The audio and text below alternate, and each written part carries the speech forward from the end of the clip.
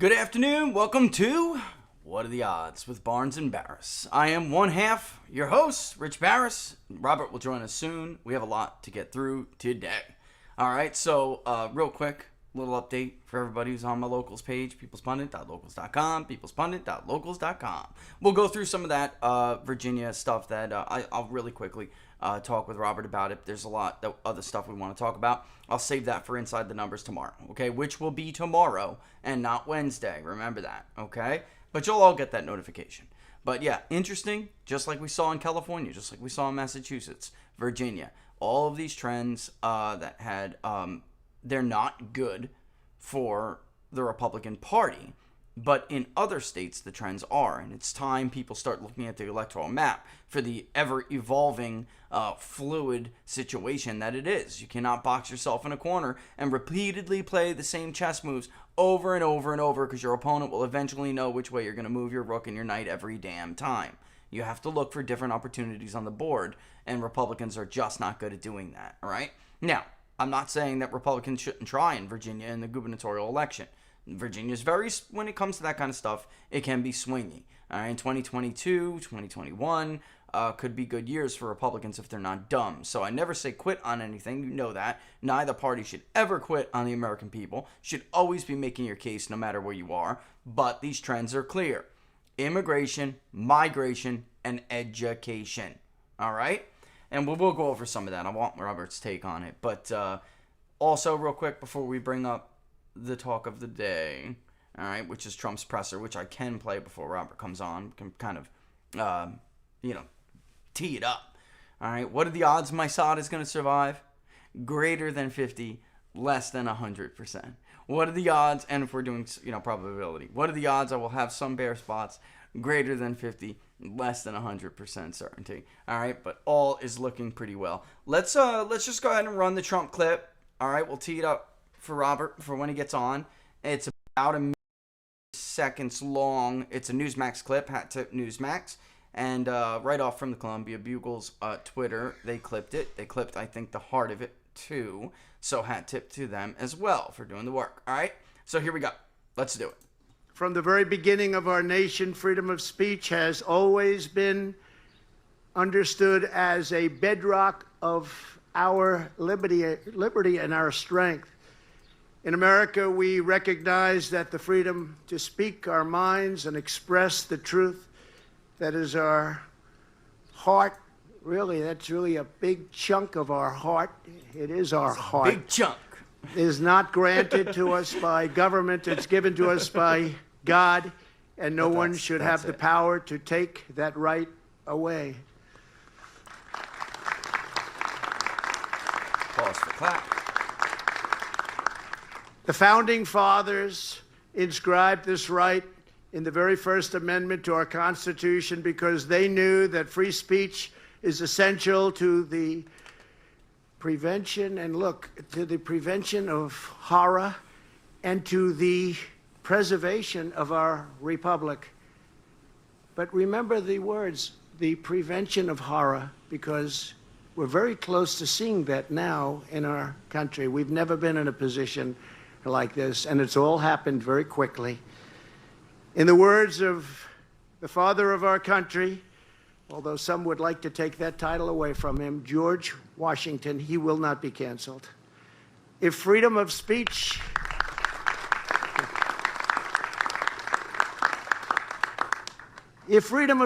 may be taken away, then dumb and silent, we may be led like sheep to the slaughter. Pretty well-known phrase, and so true.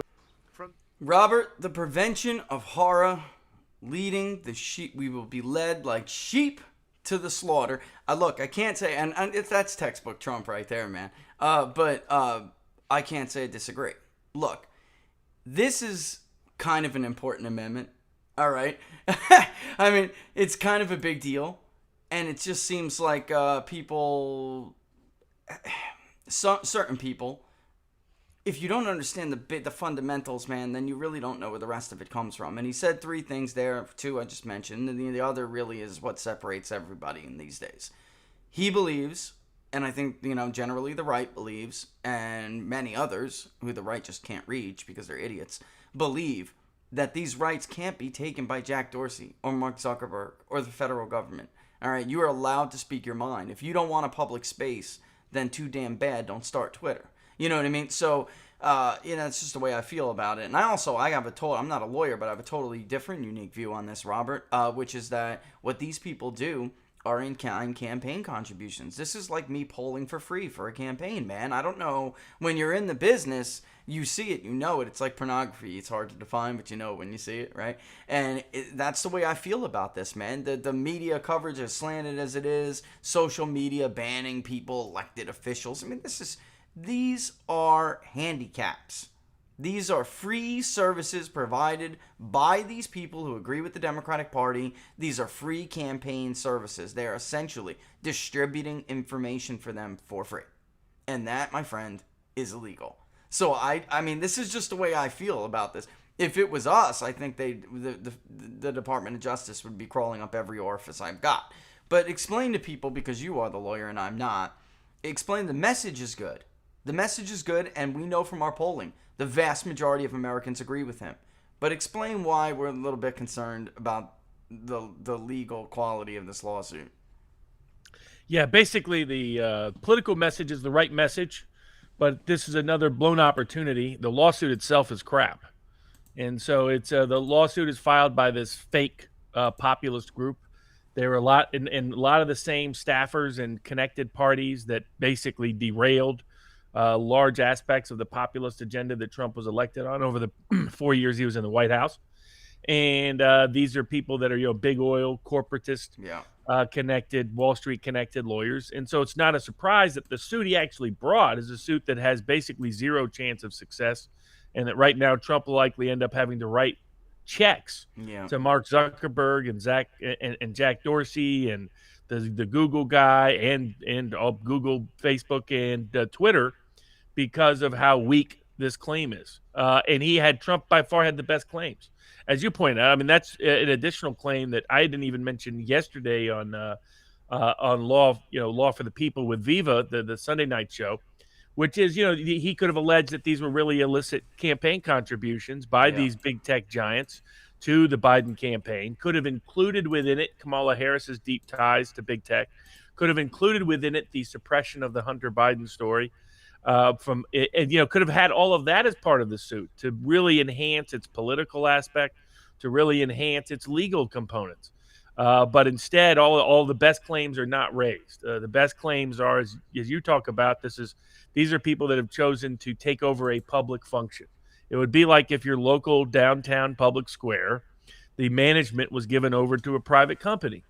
And that private company then decided that it would selectively exclude certain voices from that public square.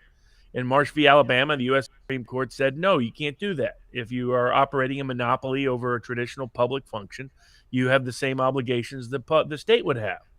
And that is the class action Trump could have brought. He didn't. Trump could have sued. I mean, Trump had factual grounds, in my view, to at least infer. I mean, there wasn't yet direct evidence, but to infer that Nancy Pelosi, the Speaker of the House, that the incoming Vice President, Kamala Harris, already quasi-governmental position as part of the transition team, and that the ongoing NIH director, whatever his current title is, Fauci, ordered each of these three CEOs for these three big tech companies to remove Donald Trump from their platforms for separate reasons, but all being state actors. And all he would have to prove is one of those three did so. And then he could allege it, and then he could get past a motion to dismiss. Could have brought the best, greatest unjust enrichment claim in big tech lawsuit history. Nobody has made big tech richer than Donald Trump. And Trump could have said, it's time to give me back that money. You used me to make yourselves rich. Yep. And then after you made yourselves rich, you decided to keep my voice off that platform. Could have brought a consumer fraud claim. A lot of those could have had class action. Oh, Robert, man, the consumer fraud claims, that's what I was thinking too, man. I'm not even a lawyer. How do these people come about this process of how they're going to come at these lawsuits? What do you think well, first of all, their backgrounds, I guess. I mean, this is the way they think. I don't know They're if you not saw out of the box. if you look up America First Policy Initiative, you'll see their bios, and it becomes very clear who these people really are. They set up their foundation right after right after January's. Well, they were putting it in place before then. These are Jared Kushner's Wall Street side of operators. So Kushner is a advisor to it. If you look at who it is, Rick Perry and his staff people are a lot of the key personnel. These are almost all the CEO was a longtime big oil lobbyist from Texas. This is who is behind the suit. These people have no First Amendment background of any meaningful consequence. They're not known as constitutional lawyers. No. They're not First Amendment advocates. They have no experience that I know of dealing with big tech. They did not even consult. I mean, least of all, should of course have hired, but did not even consult any of us that are in the First Amendment space, in the social media space. Not Harmeet Dillon's I was just going to firm, say, Harmeet Dillon. There are people who have had success in these areas. I don't understand what is, this constant attempt to reinvent wheels, man. To pull these people in that have been doing different things for their entire careers. And I assume this is derivative of Kushner directing Trump. I mean, who knows? I mean, the Trump. Most of the people around Trump are still not very competent. There's only a few who are competent and capable. He got taken. He's on the whole Getter thing. Now it turns out Getter is that Chinese billionaire guy. Apparently, is connected to this. That keeps getting worse and worse in terms of PR. I mean, and then they got even worse, hacked. This is that quote unquote alternative to Twitter. As soon as you have Jason Miller running it, it's a screwy operation. Well, I won't go on another. It would have looked a lot better, Robert, if he would have backed an alternative to Twitter that was literally built by an Apple technician, a guy from big tech who's been with Silicon Valley for years, who essentially rebelled and said, I'm not down with this. I'm going to help somebody build a better alternative to Twitter, and that's how Gitmo.life came along. Yeah, I mean, and there was a bunch of these. I mean, there's obviously locals. Yeah. I get his concerns over association with Gab. I do too. And then Parler obviously sort of took kind of a nosedive after all the issues that they had. But Getter's no improvement at all. But it's just a broader reflection. I mean, he keeps hiring bad meat. I mean, the only prediction he made that turned out not to be true. I mean, everything else he tried to stick to his promises. But when he said, I only hire the best people, he hires some of the worst people. And this lawsuit's reflective of it because it's an incredible blown opportunity. Great argument in the court of public opinion, terrible argument in the court of law. Yep. And ultimately, when your arguments are really bad in the courts of law, they're going to undermine you in the court of public opinion, as he should have learned from the election law content. The headlines, Robert, that's going to come for if a he's going to have to write checks to these people. If a court says, listen, this was frivolous, now you have to pay for their expenses. Yeah, I mean, it's going to look, they're going to have a field day with that, man. And again, it's not because it had to be this way. There were plenty of lawyers willing to help. He didn't hire any of them. There are plenty of his people clearly didn't even consult with them. I mean, this is how he got into trouble. Like, there was a story this week. Like putting Rudy in charge of election fraud cases. I mean, Rudy's a prosecutor of the mob and had a team do it. I mean, what the hell does he know about election?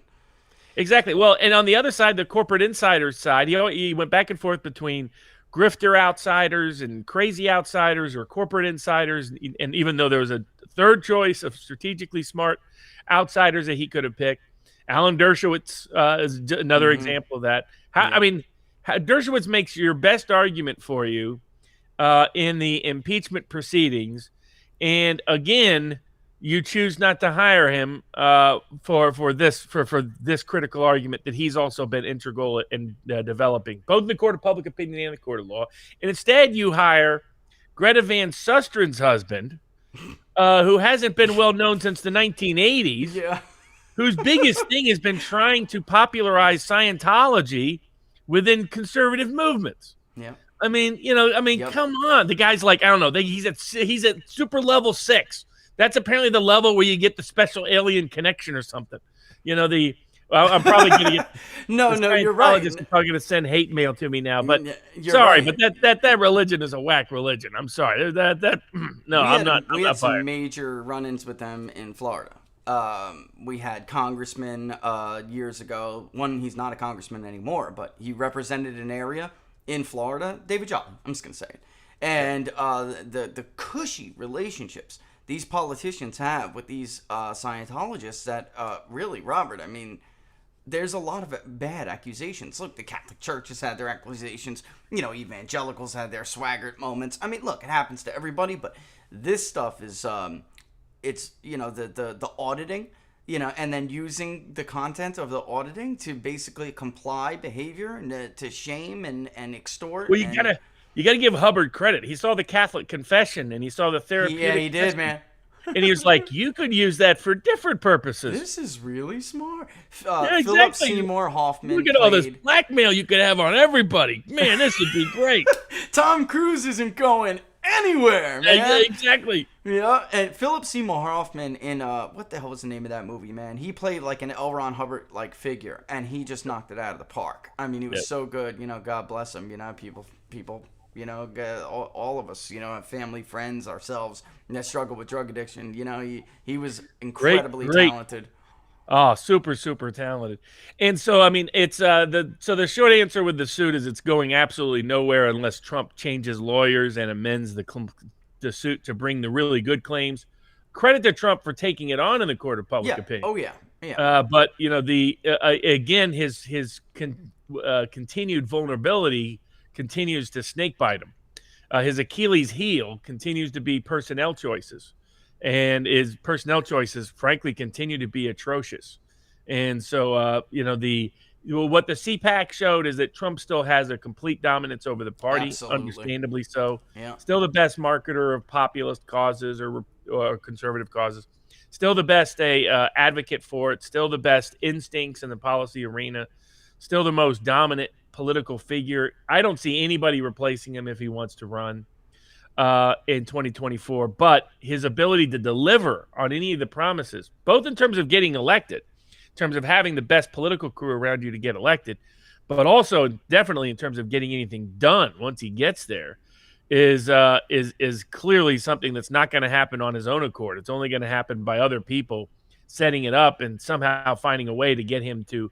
You would hope that if he kept losing badly in some of these legal cases that were not properly lawyered up, that he would start to realize, maybe I need to quit listening to certain people about what lawyers I hire.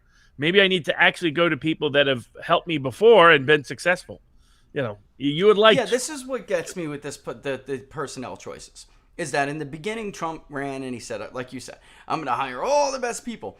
And then, truth be told, a lot of these people didn't want any part of it that he did know and knew for years. And, you know, come be my economic counsel. Come be. And, you know, there were just some guys, I'm not going to name any names, but one he talked about constantly. I'm going to get the best guys. I'm going to get this guy to be our economic, you know, basically our economic czar.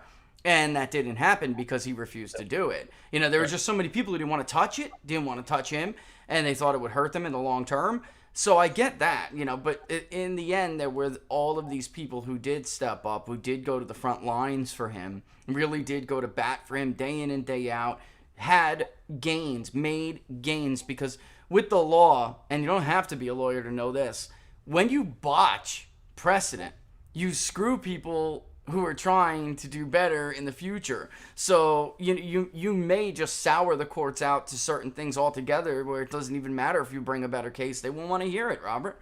I mean, I've seen that over and over again over years in politics. It's an old school political game. I mean, it's how the Federal Reserve got passed in part. You know, you set things up in a certain way, you get people to think they're knocking it down and setting up something better when actually what you always wanted was that alternative. You know, so I mean, they have poison pilled the suit so that it's it's 100% designed to fail, and the only question is whether he gets really whacked or just partially whacked. But you know, there's a bunch of these fake America First groups running around, and you knew in D.C. they were going to parlay off of it right away. Oh, yeah. And when you go through this America First policy initiative, and it's all corporate lobbyists, big oil, Wall Street. It's like, what are these America First? These are the people who led to America First. Their bad decisions are what even made it possible. A bunch of them are Bushites. A Yeah. bunch of them are Bush, of course, because you put Texas and big oil and Wall Street together. Where else are you going to end up in the Republican circles? You're going to end up with people with deep Bush ties. You would think after Bill Barr, he'd be like, maybe I should not be taking advice from the family I wiped off the political map, but there he is, back again, doing it all over again. Oh, Christ. And part of it, frankly, is some of his allies don't push back enough in the court of public opinion and everywhere else. Like people ask me, well, why haven't you told him this? Plenty of us have told him this. This isn't news to Trump. He just doesn't listen. Yeah. And so you have to have tons of people bombard with him, and then maybe he'll listen. Everything that I told him and had told his people would happen when he went the Rudy Giuliani, Sidney Powell, Linwood route in the election happened in spades. Did he learn from it? Nope. Still doing the same, still making the same core mistakes, which is frustrating because of the opportunity it presents. Not because his heart's in the wrong place, his heart's in the right place, but he's got to translate it better. You can't keep hiring people whose buildings keep collapsing. That's what he's doing he doesn't have an architect, he doesn't have an engineer, and when he goes and hires them, he hires the people that the last 6 buildings they had fell down, like that one in Florida. He's relying on a certain somebody, Robert, to be an expert in everything. Yeah, I mean, that's what it seems like. I don't know why he has his confidence. I don't know why he has his confidence like that. I just, after such wrong calls like the Dan Ratcliffe versus him, on what to do with Joe Biden in China, clearly, John Ratcliffe, clearly John was right. I mean, of course he should have told the country this crap. I mean, of course he should. No doubt. I mean, all the Assange stuff, all of that, which is probably a good transition into into the 2 Senate campaigns that a lot of people are kind of getting confused by because of the connection to Peter Thiel. Blake Masters announced today in Arizona. J.D. Vance, of course, announced, I think last week or the week before in Ohio. They came after Vance aggressively. Hard because they recognize they're terrified of him. Yeah, it's not only that Vance, if whoever wins the Republican nomination is almost assured to win the general in Ohio, right? If they have any Trumpish blood in their body, and then what they're concerned with Vance is he could be a national figure fast, because of hillbilly elegy, and they don't want someone and he's also very articulate. I was just going to use that word, man. He's authentic. Like Josh Hawley says a lot of populist stuff, but every time you hear him talk, you think Yale lawyer. You know what I mean? I mean, God bless him, but that's just is like this guy has no. Yeah, he was the attorney general. He was always a very clean cut. When he was the attorney general, he was a clean cut, Yale grad kind of guy. Exactly. That's what he was. I mean, he looks like something out of a 1960s CIA picture book. Yeah, man. With all the credit to him, but whereas Vance, Vance just naturally sits there and talks about, well, Mama liked the 44 because the 44 was her favorite gun from Dirty Harry. And he's just normally talking. This is normal chat. He's not some story he has to make up. His grandmother loved a 44 that she couldn't even pick up, but she loved to have it to the day she died because she thought Dirty Harry's one of the best movies. That's something he can tell naturally because it's his life story. The man from Middletown. Yeah, it is. And so that's why they're terrified of him. And the first set of attacks are the kind of people who would take the bait on this. Some of these people are getting pitiful in the social media influence world. But like if you and I get part of it is that people are accustomed to getting burned. But the point is the people that are really corrupt, the institutional media and the rest are not going to be outing them as corrupt. Yeah. The people that are authentic are the ones that they're going to try to gaslight you into believing are something else. So back when Vance was a public figure promoting his book, in 2016, and he personally has said he thought parts of Trump's personality didn't rub him right. And that's not a surprise. The large parts of the Midwest in the Republican primaries, particularly in 2016, he lost Ohio. He did. Remember? He lost. Yes, he did. John. And that's because New York style isn't always popular. There's times they want it, and a lot of times they don't want it. And Trump it's why he lost Wisconsin. Trump, particularly eastern Wisconsin. Yeah, to Ted Cruz, and he lost Ohio to John Kasich. This guy is. He reminded him of all the New York Jets fans who would come to a Packers game, and it's just, God bless New Yorkers, but they're not always. I am originally from New York. You don't have to Exactly. explain it to me. I do it to people all the time. I have to be told myself, in other settings, like, man, come on with the mouth. In the Army, I mean, they called me Jersey for a reason because I had a big mouth, and it's not always appreciated. It's the nature of New York. You have to be that way to survive in New York. It is, but yeah. It doesn't always translate. So the idea that J.D. Vance was put off by Trump's persona should not be a surprise to anybody. But they're trying to use all of those statements he made back in 2016 as if it's relevant now. Trump is. All I care about is Vance's positions. How much he likes Trump's personal or not doesn't concern me at all. And Vance is on the populist side, assertively and aggressively on every key core populist issue there is. He's a fighter too. He's a fighter, Robert. We got to have him on. He's a veteran guy. I saw him on you. Ruben had a great interview with him too, Dave Rubin. You had him on. I got to reach out to him so the viewers can see it. He's a fighter. He goes to these places where this is what caught my eye with him. He goes to these places nobody else wants to touch. Meanwhile, we'll poll them, and they're overwhelmingly Americans are like, yeah, absolutely, I agree with that. Overwhelming. He's natural in that environment. He's natural to that understanding. So even though he has the Ivy League pedigree, that's not his upbringing. I mean, he's had a foot in both worlds, can bridge both worlds, and that's why the establishment folks are terrified of him. I mean, I get Josh Mandel was going to run hit pieces on him. That's Mandel's job. He's running for the Senate Republican primary. But the big pieces were coming from institutional press. The never-Trumpers really hate him, which should have been a sign to everybody. It's like, if this guy's secret never-Trumper, why are the never-Trump people taking the lead, writing negative piece after negative piece after negative piece? It's because they know he's not one of them at all. And he can articulate the populist cause, and he can be a national figure overnight. And that's why what people don't understand, what people pointed out, Peter Thiel is backing him, and now Blake Masters is running in Arizona. What they don't understand is that Peter Thiel has a very nationalist position on China. He's been very critical of big tech doing business with China. He's been very critical of them. He believes it's a national security threat. So Thiel he's always had a populist kind of position on immigration and education going way, way back. But the reason why he started to accelerate his concerns and started to put his money where his mouth is on politics is because of his concerns about how much big tech is colluding with China. And he thinks it's morally wrong, politically wrong, unpatriotic, un-American. That's why he's involved. He doesn't care about all the other issues, not a high priority for him. But if Peter Thiel's involved, that means it's a candidate. Rather than people saying, oh, that's Peter Thiel, he's connected to big tech companies and PayPal. Yeah, totally wrong way to think about it, folks. Completely, totally wrong way. Very independent-minded person, always has been. Moved from San Francisco just to get away from that culture. Set up, Eric Weinstein is a Peter Thiel guy. Works for Peter Thiel. And that's Brett Weinstein's brother. It's rubbing off. Yeah, it's rubbing off on him. Exactly. He's always been independent intellectually, but what has really progressed is his accelerating concern. And if people watch, he's basically accused other big tech people of being traitors to the country. Yeah. By their Chinese. And if you understand that about Peter Thiel, you understand why he's so different from Elon Musk.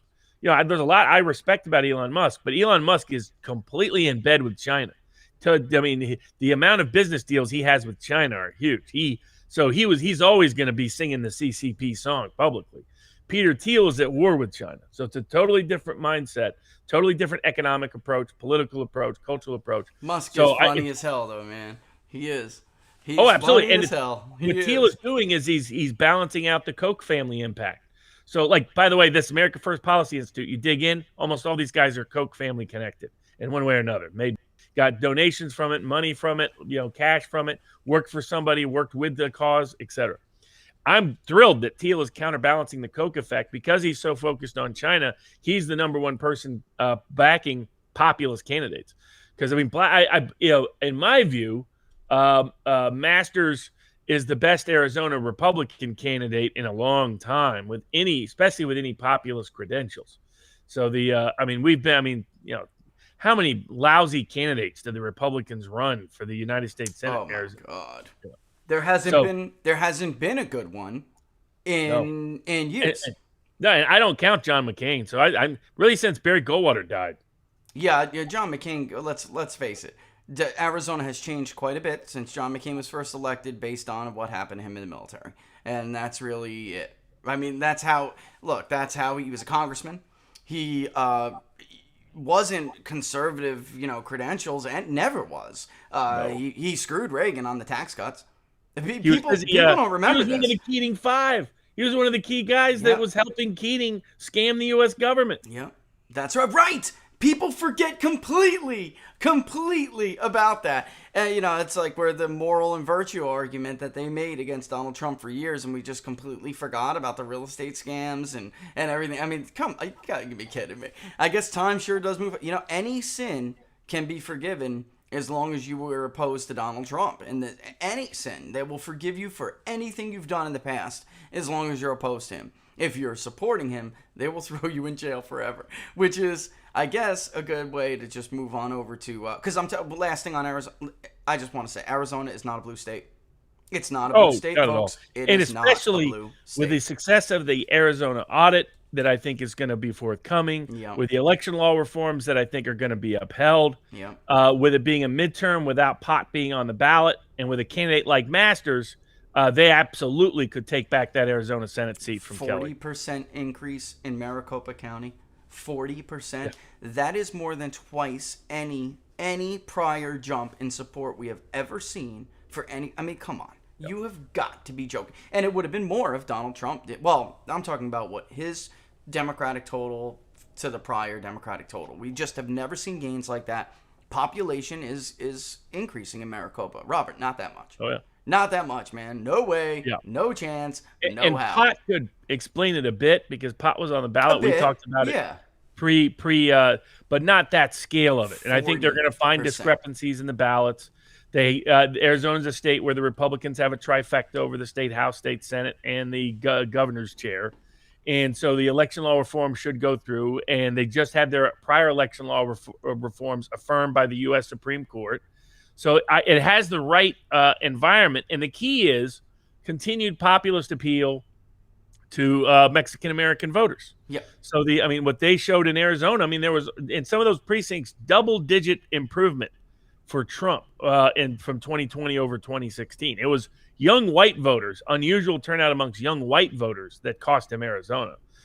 It was not so much Latino voters where he made major inroads. For as much as the Hispanic vote increased as a percentage of the vote, Trump made even bigger gains within that vote to offset that. So that's why what had to happen for them to win is they had to get unusual levels of white Zoomers and millennials to turn out and vote for Biden, which, like I said, we'll we know people, whether or not that legitimately happened. Really happened. So right. But Masters is good to bridge the generational gap. Good on the populist side of the issues that create a cross-racial working class coalition. Yeah, that's right. So the Republican Party has to get away from their old brand, Robert. I keep telling people this. This is the most important thing. This is why, Kevin McCarthy has to go. Mitch McConnell has to go. These people have to go. And they have to be replaced by more dynamic people who change the image, the brand of the party. Completely, because that increasingly, the old days, majority leader, committee chairman, was about raising money. Yeah. In the modern age, as money has shifted to grassroots funding, it's much more about public appeal to the court of public opinion. How good your branding is to associate the party with you. And so it makes increasingly less sense to have these fundraiser types who are by definition corrupt, crony, corporatist types, like McCarthy is, of course. He came in with him and Paul Ryan and whatever, the young guns. Young guns. As soon as you saw that, you're like, these are people to never be associated with. You could know that in advance. So there's no reason to keep those people in charge. The party should shift. Even though Trump has no interest in being Speaker of the House, it should be someone like a Trump that is Speaker of that, is the leader of the Republicans in the House and the Senate. To give an example of how bad it is, they went along with the Capitol Police now becoming a nationwide police force. Yep. Which is insane. You have a police force totally under the control of Congress, no executive limitations whatsoever, none of the regular restrictions that govern people at all, none of the checks and balances that are supposed to be in place. I mean, the whole point of the executive branch controlling the sword and the legislative branch controlling the purse is that you don't have the legislative branch controlling the sword too. Yeah. But that's what they're trying to do with the Capitol Police. And McCarthy and McConnell love that idea. They're just going along with it. Yep. Yeah, because they figure at some point it'll be their personal secret police, their personal enforcement branch. The Capitol Police should not be having offices anywhere outside of the Capitol by definition. And yet they're opening offices all across the nation, got a $2 billion slush fund, which basically who knows where that money's going to go. They're not even subject to FOIA. They're not subject to any of the rules that govern the executive branch, not subject to any of the controls that are imposed on the executive branch, and not subject to any of the Freedom of Information Act requirements. You're going to have this, and what it is they're going to say, because of January 6th, we need to investigate anybody who has the kind of dangerous ideas that could lead to January 6th. So that justifies them being a roaming secret political police. And yet the Republicans are going along with it because they like it too, because that's how corrupt the people are at the top of the Republican Party. And 20 years ago, the left would have had a canary about this. Yeah. They didn't even want DHS after 9/11, folks, all right? That was a Republican, some of them went along with it because big government's big government, and they'll take it, right? And eventually, they had the foresight to realize eventually it'll be ours. It won't be George W. Bush's. It won't be loyal to Ridge and George W. Bush. This will be our organization. And that's what happened, just like every other law enforcement deep state institution in this country. AOC did. She actually did donate the coffin that she was buried in from January 6th to the new memorial. People forget the left, and this is probably good transition to Cuba. The left loves intelligence services, loves secret. They don't like the cop on the beat. They don't like the low-level soldier, the grunt. Those people they don't trust because they know those people are mostly deeply patriotic people. The people that they love the politicized top branches of the military, and they love secret police. You won't find any government of society anytime in history that doesn't have a deeper love affair with secret police than communists. Yeah, that's why you say it. Exactly, it's synonymous. You hear KGB, Stasi, you immediately, those are scary people. Why? Because that's the way they work. And in Cuba, what's fascinating is those videos coming out of Cuba, hypothetically speaking, I may have visited there upon occasion. Those are unheard of in Cuba. Cuba didn't have mass. I mean, a little bit in the early 90s when they got really bad economically. But even then, it never reached the scale. You didn't have mass protests out in the streets with people with no major blowback. No way. With police people joining the protest in certain cases. My doctor's brother-in-law he was an activist. He held one protest. This was years ago. But he organized one protest publicly because he always did things privately. They came and got him, dude. He hasn't been seen in 35 years. Yeah, exactly. I mean, that's the nature of how that system worked. What it shows is there was always a bit of a cult of personality with Castro. Yeah, it's weakening. That now that Fidel's dead, gone, Raul is mostly out of the picture. It's much like going from Chavez to Maduro. Chavez had a deep personal approval, and that was also because both Chavez and Castro, Chavez much more so than Castro, had populist streaks in them. There was a part of them that was communist or socialist, and then there was part of them that was really old school populist. And a deep nationalist too. Yeah. But their successors were almost all pure true believer, bureaucrat type, statist. And that is what's happened now. The Castros are gone. It's all the professional class bureaucrat types that are running Cuba. They have none of the personal appeal of Castro, none of the legacy of appeal of Castro, but they're getting all of the downsides of Castro.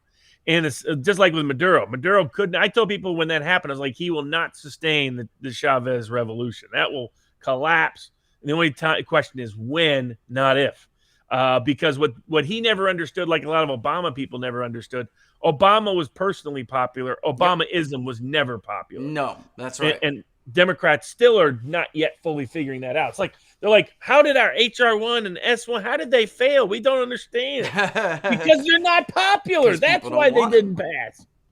But the same dynamic with Cuba, this is legit. I've never seen protests of this scale. Also, people need to remember, until 6-7 years ago, you would never have internet broadcast out of Cuba. Cuba decided to liberalize the internet as a way to try to placate the economy continued to stagnate. It has ever since the collapse of the Soviet Union. Because, I mean, Cuba sort of, 1950s was what it was. There was a lot of disparities at who profited and who didn't. Fidel, when Castro that was true. That was all true. Those he kind of equalized it in the 60s economically. But by the end of the 60s, he shut down all the private businesses because the Soviet Union was basically going to give him whatever he wanted economically. So he could have both control and the ordinary person would have a better material well-being. Not everybody. Your economic opportunity was gone. Free speech was gone. Free press was gone. All that. But from just a pure materialistic standard, the ordinary working class peasant or farmer or worker was slightly better off in Cuba until the end of the 80s, when the Soviet Union was no longer the sugar mama for Cuba. It badly collapsed. I mean, they were like trying to grow chickens in their bathrooms. It was bad. I know a lot of Cubans from living in Florida, of course. And you know what they were like stoked about? The varieties of meat and how they could have like different meats. Oh, yeah. They were just stoked. Like maybe you could once a week you'd get something, but it was just that was the dream for them, Robert. And I had just my old neighbors. He still can't get over it. It just basically got once the real thing that was holding up Cuba was that enough economic well-being was present that people could feel unhappy but not miserable.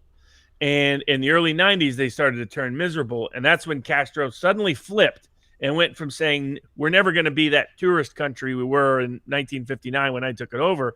And suddenly they went back to being a tourist country and begging Cubans in Miami to help out their family members with monies coming back in terms of GDP. And that momentarily boosted them because it's the most beautiful island, best is tobacco, a beautiful place. Best sugar. It is. It's such a shame. Some of the best coffee, definitely the best rum, and some of the best culture and some of the best architecture and the geographic food when they have it available. Yeah, it was all fast, and so that was going to salvage him for a while. And what the media is not talking about, Biden's people in the media were like, "Oh, this is in response to not having enough, COVID." No, it's due Cuba. This is classic of the communist mindset. They did one of the most severe lockdowns of any country in the world because of COVID. They couldn't afford that. They just can't print money the way the Fed can. And they're Cuba. They're already poor in the first place. Their GDP has basically stayed flat for like 30 years in terms of purchasing power per person. They have not salvaged their economy. Much of the communist experiment that Che thought, we're going to create a new man and they're going to all want to work in factories and they just can't wait to work. Wrong. They don't have the resources to make that work. Cubans are also very entrepreneurial. Castro initially had the right instinct when he was going to try to merge it into a socialize the big resources, but allow private enterprise at the local level. And that really kind of worked for him through the late 1960s. Now, of course, a lot of those businesses were importing guns to try to overthrow Castro. So that may be why Castro's like, no more. No more. right. No more trying to kill Papa Fidel. But it was the right idea because if you're around the Cuban people, they're very entrepreneurial people. So even if they're worse off, like from a bottom line perspective, like they made $10 worse than they would have otherwise, they're happier if they're entrepreneurially pursuing a dream, making less money than they are without that opportunity to pursue that dream, making stable money. And so over the past 5-6 years, they've tried to expand small business enterprise in Cuba to try to satiate that appetite and to try to salvage a part of their economy that's just tanking. Because, the state-owned restaurants were terrible. But once they allowed the Cubans to do their own restaurants, not at a big scale, but enough of a scale, fantastic. They ended up having some of the best restaurants in the world. Because you think about it, if you're a pet, it's like Haiti has a lot of great food, and people wonder, how did that happen? It's simple. If you only got like 4 things you can cook with every day, you're going to learn to be a heck of a cook. Yeah. Because you got to make it taste somehow. You know, it's rice and beans and chicken and rice and beans and chicken. You know, there's only so much you can do with that after a while. So you have to figure out, you know, something to make it. And they're masters of it. And once you become a culinary artist, you're a good one. But what's extraordinary is because of the extreme lockdown, they have.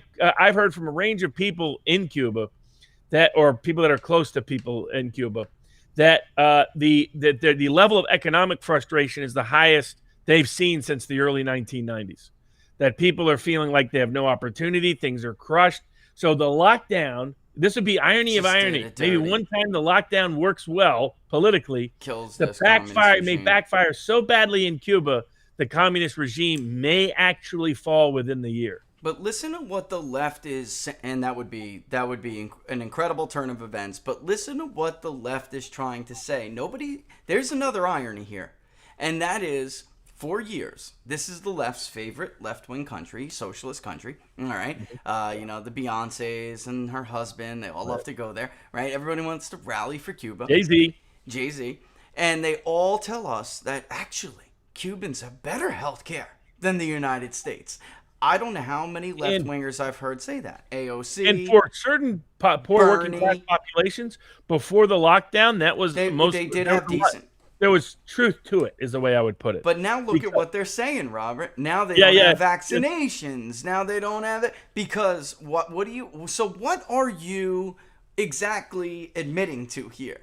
If they had better health care because they had centralized government, then and they have a big pharmaceutical industry, so it's not like they depend on foreigners for that. So what they're admitting is that communism squishes ingenuity and has logistical failures. I mean, is that? Well, yeah, but by their definition, they don't really fully realize what they're saying is that Cuban healthcare standards are sadly for issuing a vaccine higher than ours. I mean. In other words, the reason why they were not rushing the vaccine is they know the risk of certain pharmaceuticals, and so they're nervous about certain side effects, and so that's been because the one industry Cuba has developed well has been their pharmaceutical industry, and this was wise on the Castro regime's part. They realized they only had certain resources that were available, but human capital is a place you could invest in and get reward on. Now, it wasn't going to be free speech human capital, free business, but it could be certain scientific arenas. Like if you looked at the Soviet Union, they did okay in the military scientific space. Oh, yeah. They didn't do well in some other spaces, but military going into space, they beat us into space. Yeah. All of those aspects. And that's where the Castro regime was smart. They invested heavily in human capital, which translated into a very vibrant pharmaceuticals industry. But that pharmaceuticals industry will stick within its standards. For example, Cuba has not had the autism outbreak that everywhere else, the autism growth that every other country in the Western world has. And there's tons of people trying to explore why. My hunch is Cuba actually has good pharmaceutical standards. And consequently, that they impose limits and are not doing things pharmaceutically that we are in the States, particularly to babies and children, that maybe there's a good scientific hypothesis currently being developed, may explain the difference in terms of there may be a connection, but it may not be what people think it is. It may be connected to other things. I won't get into what those things are, but other aspects because we're on YouTube. But so the irony is there's multiple levels of irony in all of this. That the left's lockdown is what's going to lead to the collapse of the left in Cuba. That one of the few good things the Cuban regime did, high pharmaceutical standards, is why there's been a delay in the vaccine being issued. There's just irony upon irony upon irony. But I have never seen anything like the protest that took place this weekend in Cuba. Yeah, and so that's a real game changer. It's historically, guys, this is huge. It's very big. I can't even recall the last time there were widespread demonstrations like this. I really just I don't even know. Oh, it's never happened in the Not Castro era. not in the I mean, Castro era. Yeah. the closest you would get is when they were rushing the embassies to flee in 1980, 1981, Right. with the Mariel boat lift. Once they found out they could get a boat, that there was some of it then, but that was very targeted. It wasn't per protester directly against the regime. And then in the early 90s, it started to get bad. Castro went out into the streets himself. I mean, there's famous videos of him talking to people in the streets. He needed every bit of his personal legacy of charisma to salvage the country, or it would have collapsed. But there is no Castro to save the regime this time. There is no legacy of personal likability, of revolutionary hagiography. None of that's there. Yeah. And what people have always underappreciated, it's kind of like the communism anywhere. In many of these regimes, as long as they met a basic material well-being level, a sufficient basis level, the regime was able to survive whatever craziness else it did. But once the lights don't work, once the water's not on, once the food ain't on the table, then the ball game changes.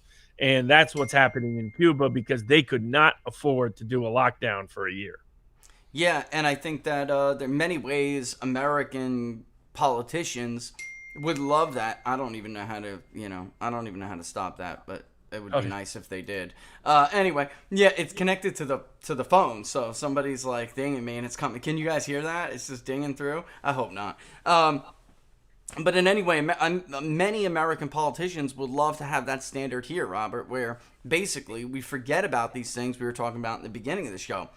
Free speech, the importance of free speech, and other things that people, they have not lived with the benefit of their entire life, and that really the government can throw you a couple $100 in the middle of summer, and you'll forget about all the other troubles we have, Except as you Joe, see from the... keep your money. I don't need your money, Joe. As another good bridge, a third, I don't know if you saw the headline, a third of hospitality workers are saying they refuse to come back to work. That's why wages, everyone was applauding the jobs report that came out last month, right? 800 plus. It was a big number. It was mostly low-page garbage jobs, and it wasn't the big construction rebound we saw under Trump's 1.5 million jobs report. There was no 50% recovery in construction, 25% recovery, or 20% in manufacturing. This was the wage growth. At first I saw it and I'm like, oh, thank God. Because look, I want the country to succeed, no matter who's the president. I want people to be okay. Unfortunately, I look into the report and it's not Donald Trump wage growth, because it's those good, solid jobs. This is the hospitality, leisure and hospitality industry paying ungodly sums of money just to get people to come in. So Chef Andrew Gruel, who got attacked for saying that he couldn't get people to come back to the restaurant unless he paid them ridiculous amounts of money. He's right. And it was right in the jobs report. That wage growth data was distorted because these people cannot get people to come back to work, which anecdotally, if you've been talking to people, you would know this is a real problem. You would know it is. Yeah, I mean, I was talking to a guy that, it was sort of a mid-tier kind of business, and, he used some crude language, but he was like, I was offering this and this and this maybe as a side benefit. Still couldn't get people to come back in. So it's just that people did get accustomed to that basically universal basic income is what that is really meant to be. And enough of them were like, hey, not working and playing games is a lot better way than going to work at Mickey D's. Man, I want to watch WitcherCon, man. WitcherCon's on, man. What the hell? And just like and that AOC chick was saying, I shouldn't have to go to work. That's slave labor, what they want me to do. That is the government just write me a check. You can write me a check. Write me another check next week. Another check the week after. So, I mean, of course it was going to have that reaction amongst a part of particularly your millennial Zoomer population that has a very different approach to work than the older generations. It's that Protestant ethic, man. That's really what it, even my grandfather, he was Italian, but he's still very much assimilated with the Protestant work ethic, and that is the secret sauce. For people who don't know what the secret sauce was in this country, yes, all the values, yes, but you can't, you have to want to produce, and you have to want to benefit and go out and get it. And that came from the Protestant ethic. They literally believed that God wanted you to labor. He wanted, It was a good thing. In fact, it was evil not to. That's why, Franklin, folks, idle hands do the devil's work. That's what they're talking about there. The but they didn't do it for profit, which is why everyone should have to read Max Weber, The Protestant Ethic and the Spirit of Capitalism. Everyone should have to read that from kindergarten level. They should know what he's talking about there. They didn't do it for money. They didn't do it for greed, because that stuff actually was evil. That stuff was mammonism, all bad.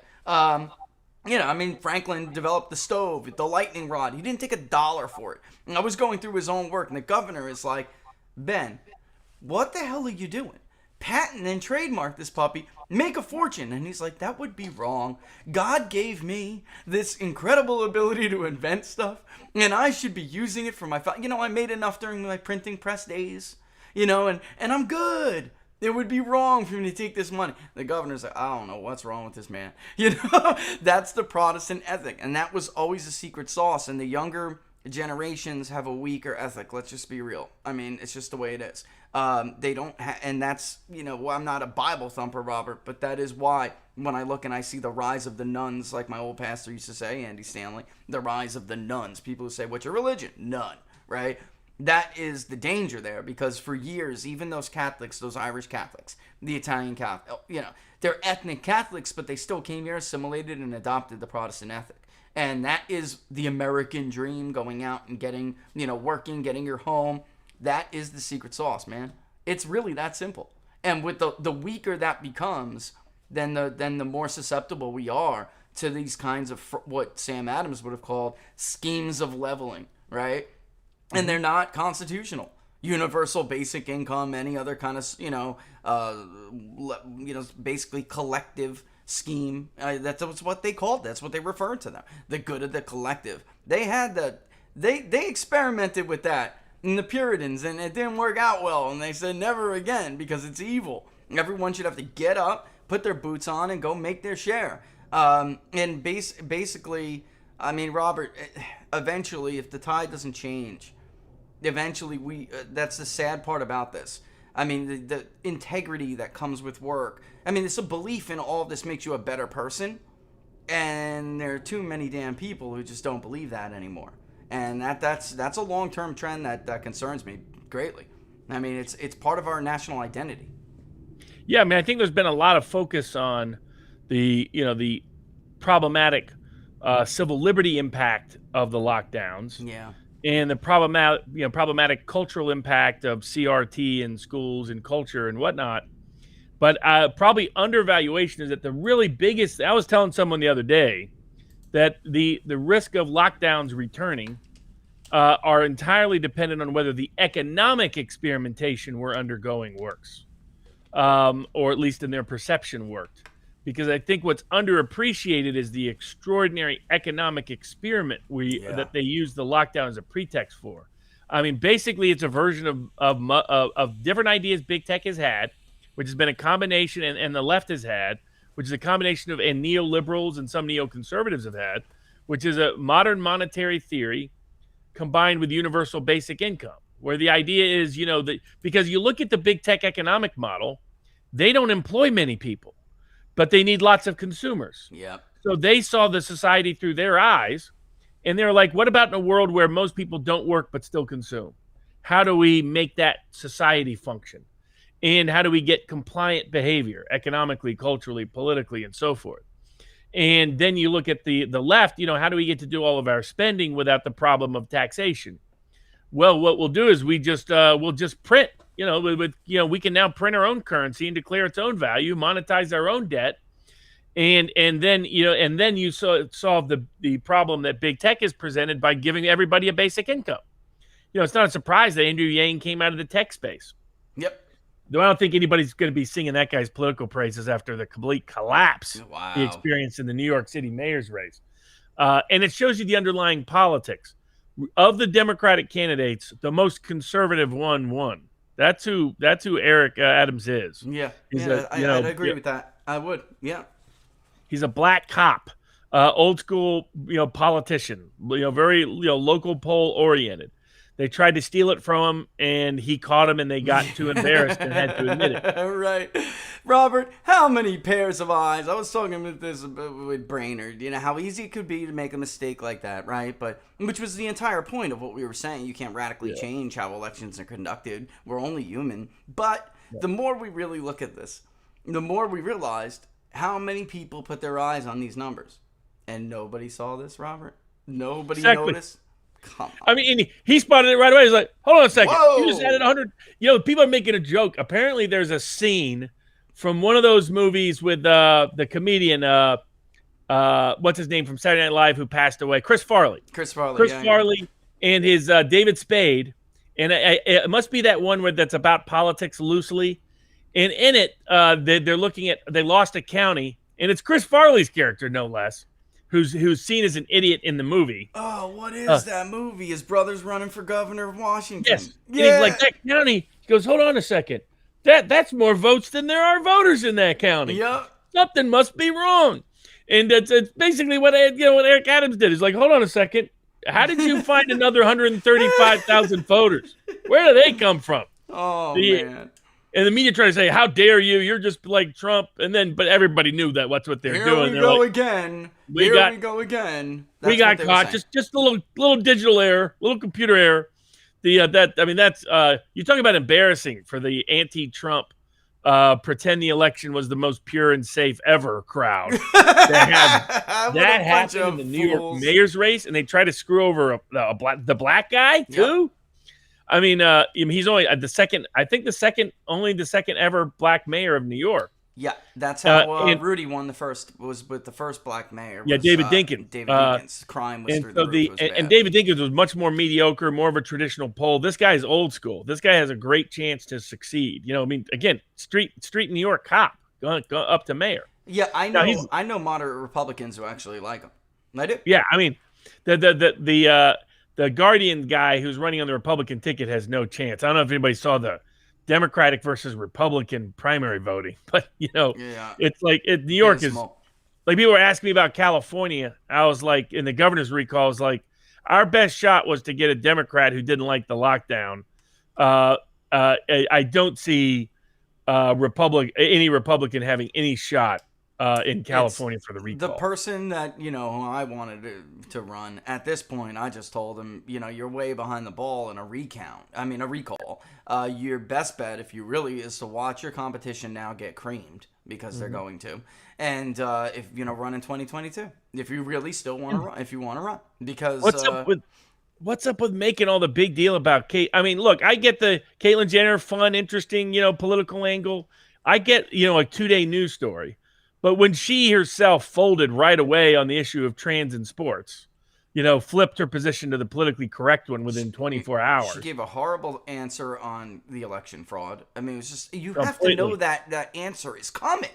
I mean, this is what happens when you have some of Trump's poorest people running your campaign. I was just going to say that all of the people that we tell the audience are not competent, all right, are the ones who are backing Jenner. And I mean, that's Team Trump. Those are Trump's people. Yeah, exactly. And it was very clear early on, once she was fumbling and crumbling and folding and flipping, that's like, okay, this is a total waste of time. This is purely a vanity campaign at this point. It's a circus. Yeah. It's going to be low single digits. Quit wasting your time. And there was going to be some conservatives who would not be happy promoting trans ideology with a candidate. I mean, so it's a sad thing, man, because California, if you're going to take that gamble, it better be a good candidate. Clear, and I had doubts because it's a Kardashian Jenner. I mean, come on, right? And I mean, I still doubt that. Maybe it's true, but I always thought the whole thing was a PR stunt. I was like, they were falling down. I was like, leave it to one of them to get a gender change in order to. Honestly, that's what my wife thought. My wife thought she was like, listen, I know you're not big on this reality stuff. You don't know the Kardashians. You don't understand. This is a stunt. This is a total stunt. Because I look at once they got past, and it does make, what Laura's saying does make sense to me now, because once they got past the video, the introduction video, which is something they can produce, something they can cut, something they can play with. And it was, of course, it was good. It was solid. It was impressive. But that is not real campaigning. And then once you get out there, it's like that. Clips of that video will be shown as, to further the brand and the stunt, but they won't remember the moments on the trail when it was just a terrible catastrophe. Completely.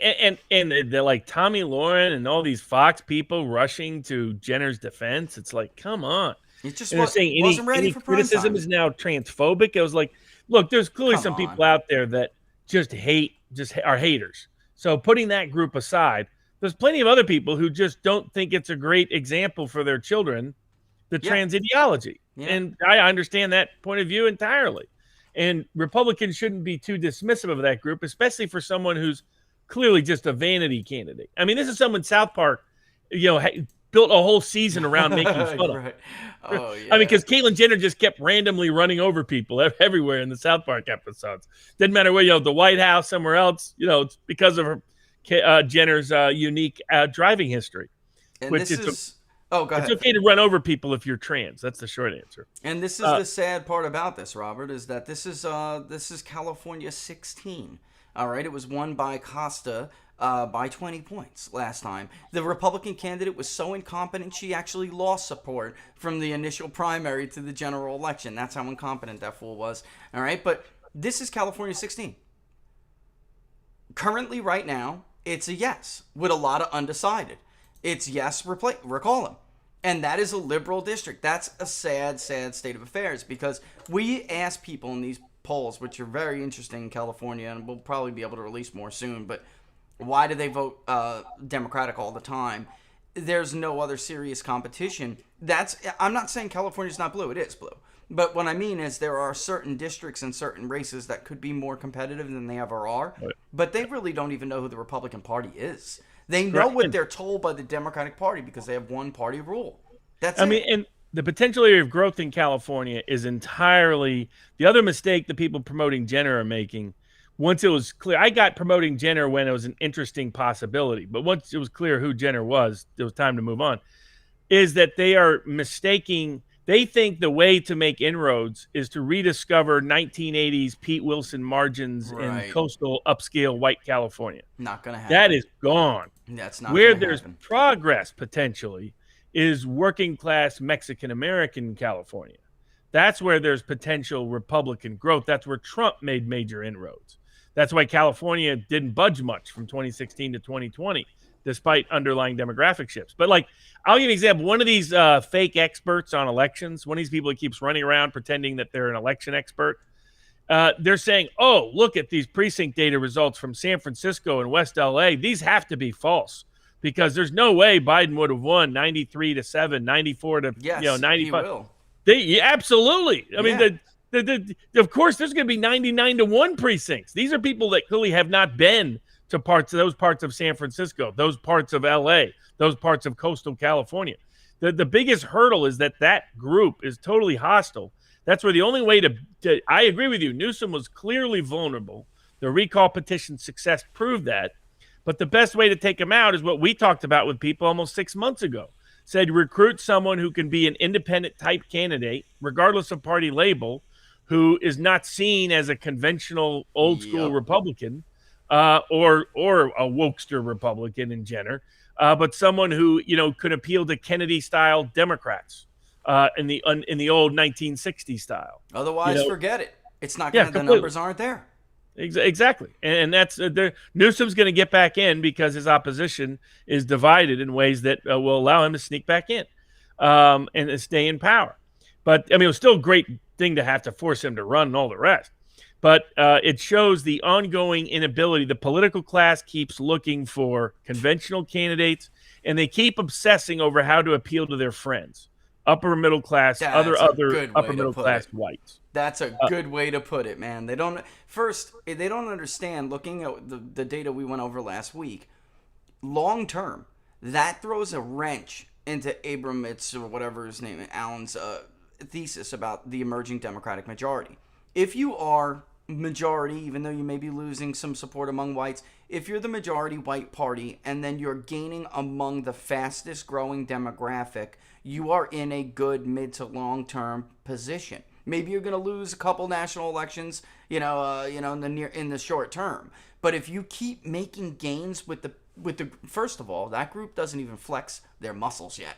You know what I'm saying? There are so many working Hispanics. They don't even go out and vote the way black community votes. Nowhere near. No way. If they did, oh boy, this would be a totally different map. And basically what Trump's coalition showed was that from an electoral perspective, a working class driven party that appealed to people across racial boundaries on class bases of common cultural belief systems, which are conservative. Your working class Mexican American is not sitting around saying, "Oh, Caitlyn Jenner is stunning and brave." That's just not the case. Yeah. So that voter group, that voter constituency, where there's growth, the first advantage of it is there's an electoral edge. You have an edge in the House of Representatives, Absolutely. an edge in the Senate, an edge in the Electoral College, an edge in the number of governorships, edge in the number of states, because there's more. Who gives a damn about the popular vote? Who gives a damn? The way the Constitution was actually designed was to protect that constituency's political power. That's right. And that's a disproportionate populist constituency. So that's number one, why it makes sense. Number two, why it makes sense is, as you note, it's where the biggest growth group is working class Mexican Americans who are second, third, fourth generation immigrants. And the more you get away from the proximity to immigration, the more they're driven by the same economic and cultural issues as their immigrant ancestors were. They were the the Democrats most thought they had it locked forever in 1930 because of all the Italians, all the Irish, all the East Europeans, the Greeks, the Poles, the Czechs, the rest. How did that turn out for them by the 1980s? Because that's a group that culturally and politically is populist, is not liberal. Now it's not country club corporatist, big oil conservative either, but it's not statist, wokist left. And so this over-obsession over upper-middle-class whites is like, I had this debate on Twitter where someone was like, oh, Georgia will be much more competitive and much better off now that Trump is out of the picture. And this was the debate back from the campaign. Trump did better than David Perdue in the Atlanta metro area for the millionth time. These Guy Benson types are killing me, man. Do you not know basic arithmetic? Holy crap. They just haven't looked at the basic math. And in particular, and this is also the problem with all these, white nationalist types on the right. They don't want to call themselves that, but they're calling themselves Scott Greer, some of these other people. Well, Trump obviously lost because he tried to appeal to working black and Hispanics. I love those too. Those people are exactly that's a lot of their pitch. Dead in the water. The problem was trying to build biracial coalitions, and let me some of these people misread the Pew data that we talked about last week. Yeah. No, I mean the biggest growth group, Trump showed working class populism worked. His one limitation, aside from letting the elections rules get changed by not litigating it in the right way from the get-go, and by going along with Fauci and the lockdown in the first place, that was the entire pretext and predicate for it. That was his Achilles heel. That was that was his biggest mistake. But independent of and separate from that, the other weakness with Trump was generational. The problem was there's parts of him that are really, really, really old. Yeah. God bless him, but he's really, really, really old.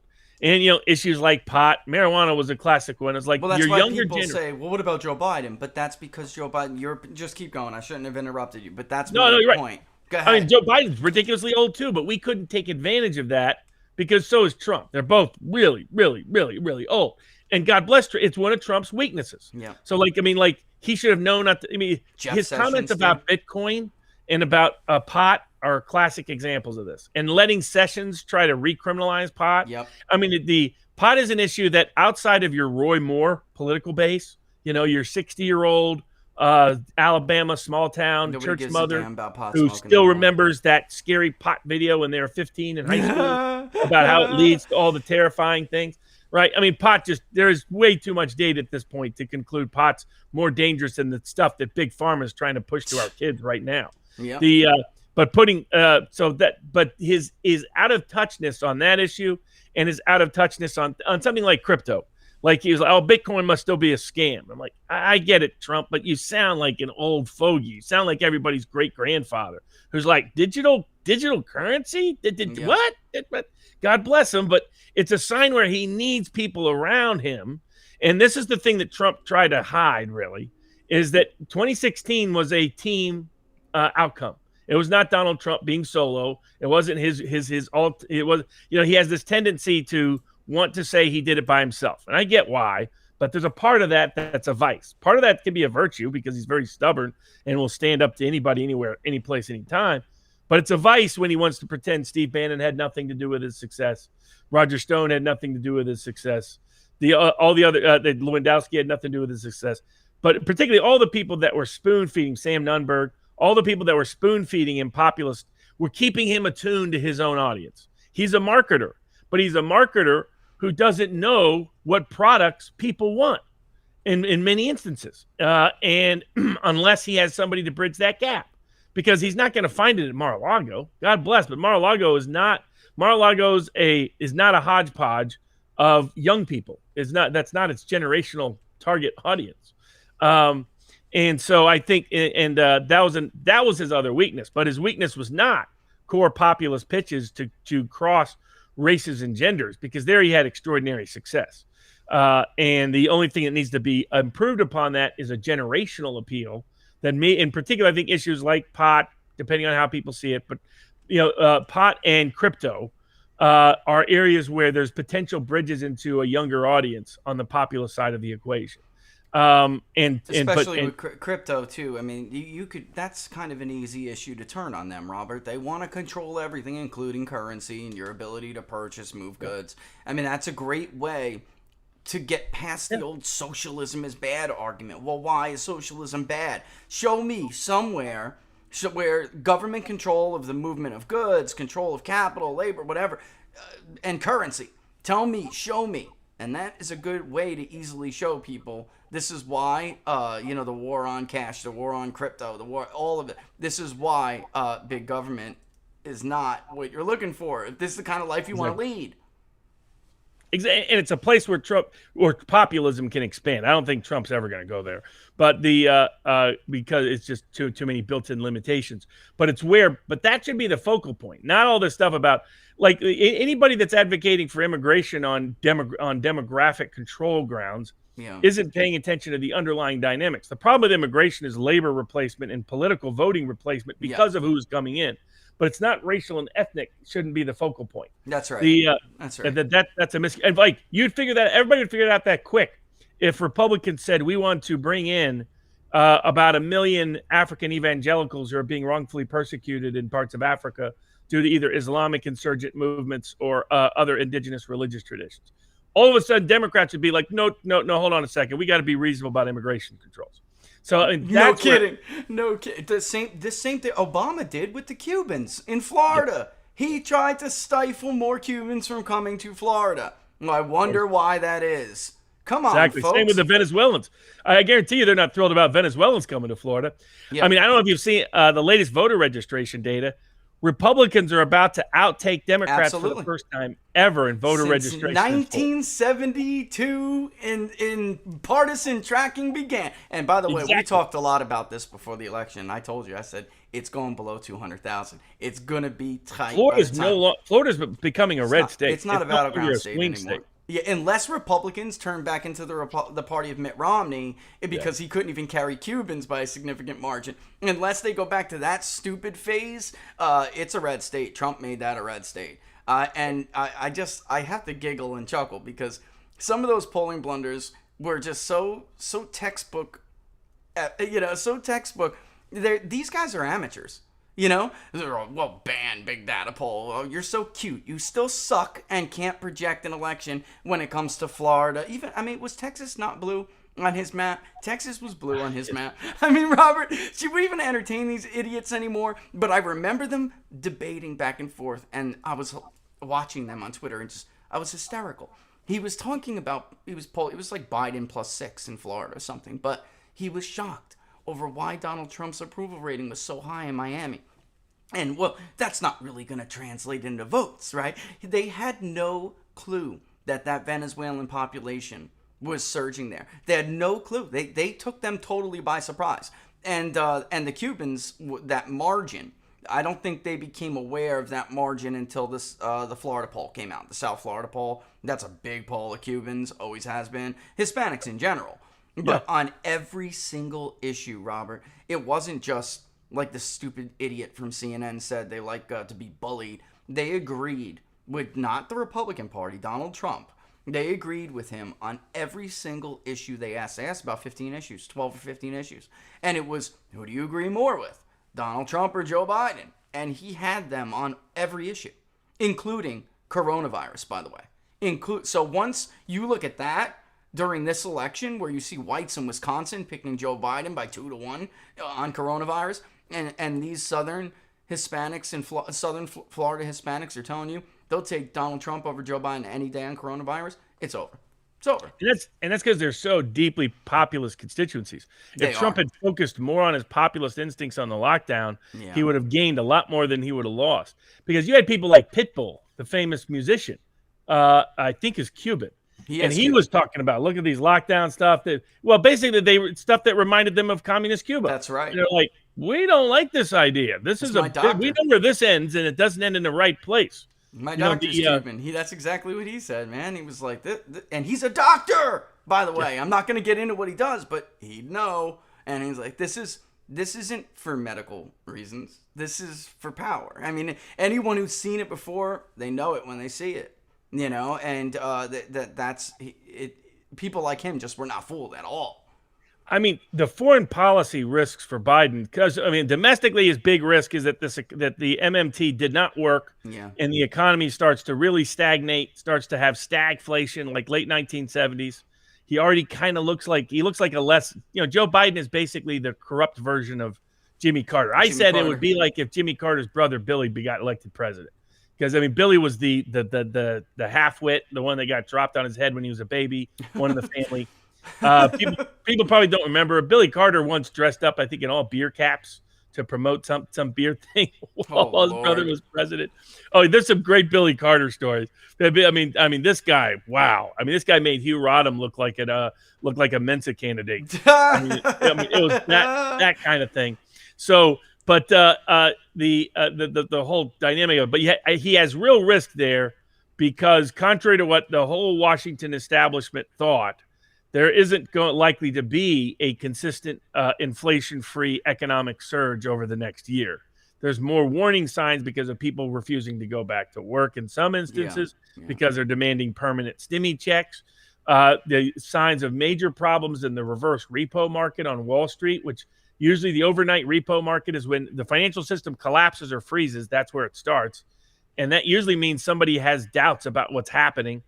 It means somebody at the very top of our financial system doesn't trust someone else at the very top of our financial system. That's almost the media's been spinning 600 ways to Sunday, but the media's explanations don't usually suffice. And it was the freezer in the repo market that led to the 2008 financial crisis. So the fact that that's coming back again, dollar getting weaker, signs of all kinds of problems in the market in general, in the stock market, asset market, real estate market, you name it. Signs in the job market not being fixed because of the underlying issues. Market, man. It's the labor market. In the end, it's going to come down to that, Robert. You can't do what we did and expect labor demand to remain tight, because, even if the demand gets tighter again, the labor market itself, if demand gets stronger again, the labor market will not be tight. Government policy, ever since that, congratulations, Schumer and McConnell, they did this. And then Trump, I hate to say it, Trump signed off on the first step. Oh, absolutely. He played into it. Like Trump, really, there's more information about certain risks associated with a certain medicine, to be within the YouTube terminology. Yes. We're not allowed to say that word, right? Yeah, exactly. Coming out today, and Trump keeps he loves so much that he did Operation Warp Speed, that he loves to brag about everything related to the COVID vaccines. And he ignores all risk related to it. He ignores his own part of his own base that is not happy with it being coerced. He should have sat back, and instead, he even made fun of people who are critical. He made labeling them anti-vaxxer conspiracy theorists. Yep. This is poor form by Trump. Especially, what happens if he was never going to get credit for anything good with the vaccine, with the institutional press? Never going to happen, no matter how much he wanted to scream about it. But he will take all the blame if anything goes wrong with it. And that's what he doesn't understand still. And this is what happens when you talk to the mirror too much. And rather than talking to other people in terms of getting constructive, productive feedback.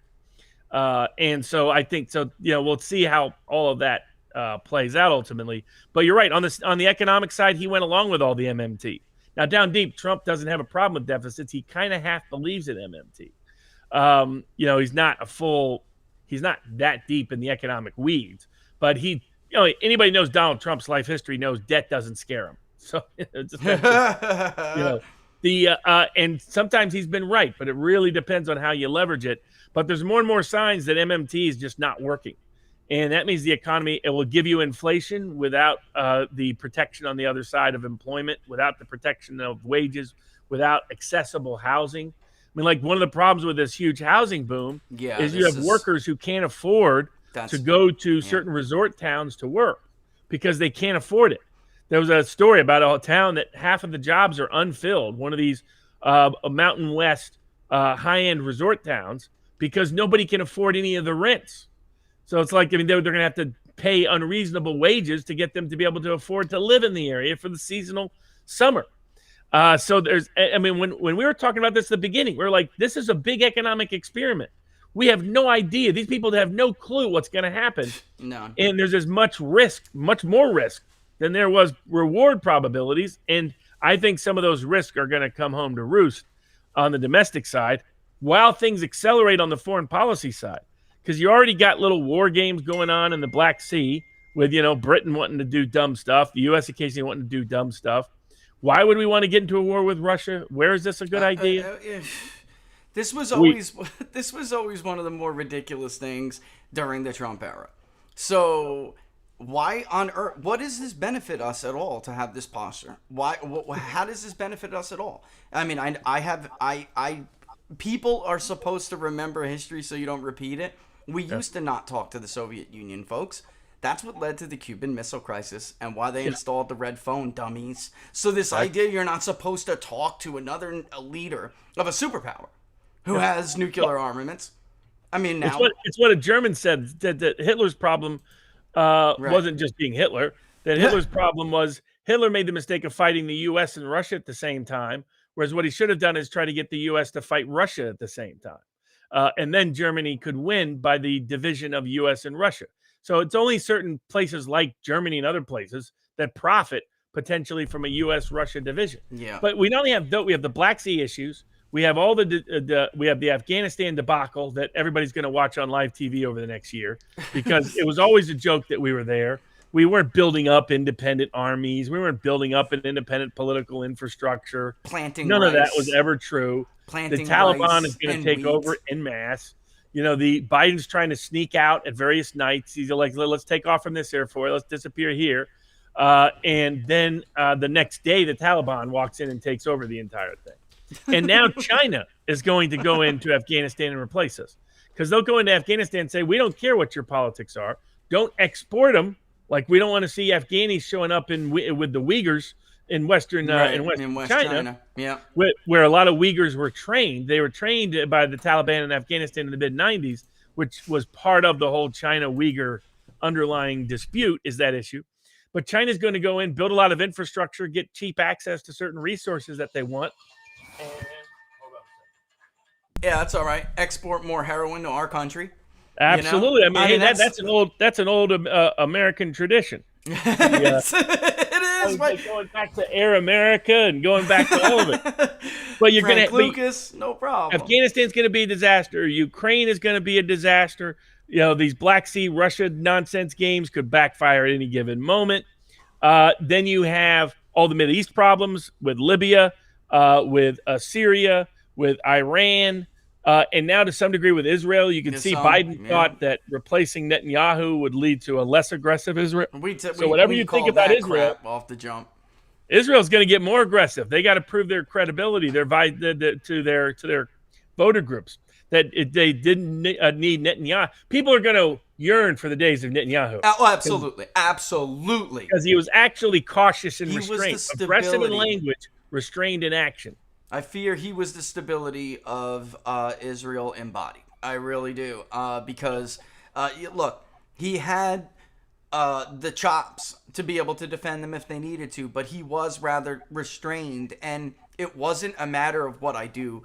on the foreign side impacts what I'm able to achieve domestically. With this coalition, this governing coalition, which is a joke. It's the first coalition with an Arab nationalist part in the governing body. And any time, because I'm telling you, you're on the money here. They have no other way to prove their chops. So they're not going to be able to sit back and just take provocation. So I think they'll probably be worse on some of these foreign policy fronts, and that's going to piss off the 3 votes that holds their coalition together. This coalition is it's not even a word. That's not even a strong enough word. This is a tenuous government, folks, and everyone will be praying for Likud and Netanyahu to come back. I'm telling you. While we're stepping back from the success of Trump of getting the UAE and getting the Saudis on board, creating the Abraham Accords, expanding that, we actually saw positive ramifications of that over this past year. Biden administration stepping back from that. So the one peace aspect of the Middle East, he's not pursuing, and all the war instigating incidents he's accelerating while trying to escape it at the same time. Then there's all the problems with China. China's more aggressive in the South China Sea. Again, the reason why Peter Thiel's backing candidates is because he sees there's too few advocates for America against China's interest.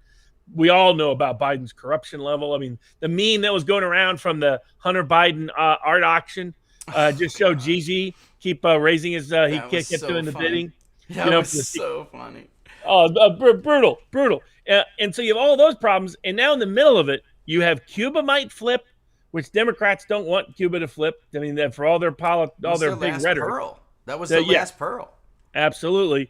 And Haiti is back into ultimate turmoil. That's what the Black Jacobins book is behind, about the Haitian Revolution behind me. And in that context, for Haiti, everybody should remember the I think even Politico about 6-7 years ago had an article referring to the king of Haiti, and there was a picture of Bill Clinton. The Clintons have run Haiti. Yeah. And now it turns out there's a bunch. Every day there's a new American that shows up connected to this assassination. What's the team? I mean, why would they send the FBI there, Robert? Why for the minute you heard that? You know who's coming back? It's going to be within a couple of months. They're going to say who can come back. We have our military here to take over the military force. We have our FBI and investigative people and CIA guys on the ground. Well, we got to bring back the old school British governor, William Jefferson Clinton, back to Haiti. It's only a matter of time. That they've been building and building and building to ravage that island for a lot of different purposes over the years, and it was the gem of the French Empire. Then it became the gem of the Clinton Foundation Empire, which turned out not to be so good for the people of Haiti, but turned out to be mighty good for the friends of Bill. And so it smells like it. We have another excuse to go back into Haiti. I think we've been to Cuba like 3 or 4 times, whatever it is. Haiti, I think this will be the 4th official time. But, we've been there plenty of other unofficial times. And just to go back in but that's a risk for Biden. Does he want Haiti to blow up? This place last time, brother. I mean, that's what. Come on, charities? Are you kidding me?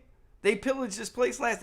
Haiti is one of the most exploited countries by the left, and it's a shame. Just so people know what we're talking about, Colombians were implicated in the assassination of Haitian President Jovenel Moise. Am I saying that right? I speak French. I should have that down. I just never. It's in Haiti they speak that Creole. Yeah, Creole. It's different. Yeah, it is different. I had a friend too when I was young, and he was Haitian. His French was much different than my French. But his father knew how to speak traditional French, so that was cool. Well, basically, they're going to convert "Live and Let Live," the great James Bond film from the mid-1970s. Yeah. That was a very thinly disguised documentary of the.